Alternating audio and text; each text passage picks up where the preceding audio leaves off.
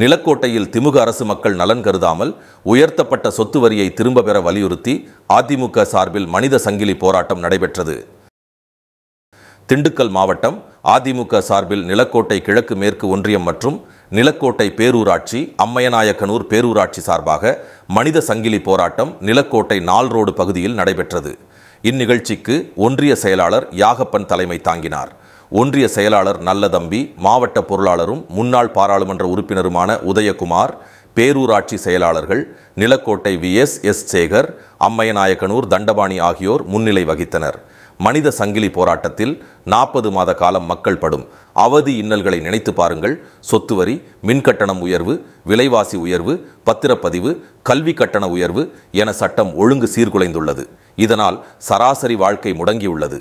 இதனை கண்டித்து நிலக்கோட்டை 4 ரோடு முதல் பஸ் நிலையம் வரை 1 கிலோமீட்டர் தூரம் ஆண்களும் பெண்களும் கைகளை கோர்த்து மனித சங்கிலி போராட்டத்தில் கலந்து கொண்டனர்.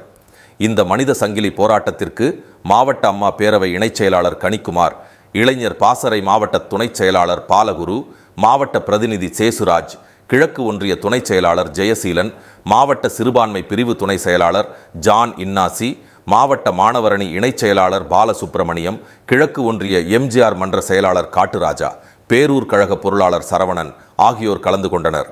500க்கும் மேற்பட்ட அதிமுக தொண்டர்கள் திரளாக மனித சங்கிலி போராட்டத்தில் கலந்து கொண்டனர்.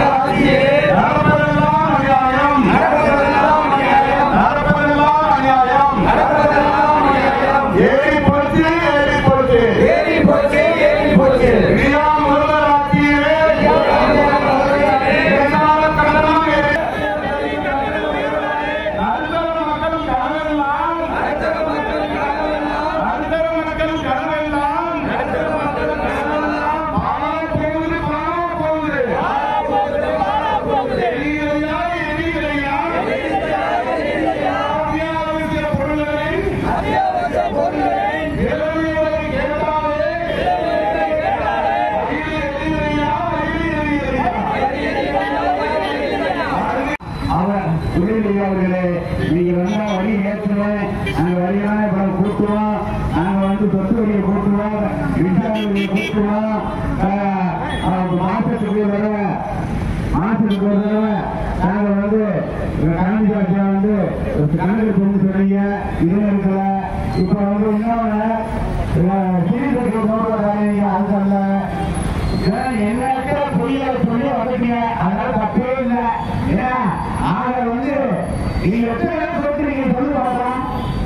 நீங்க போய் சொல்லி பொறுப்பு நீங்க உங்க கணக்கு பாருங்க. எத்தனை பேர் தமிழ்நாட்டில் தோற்றுருக்கீங்க. தொடர்ந்து தோற்று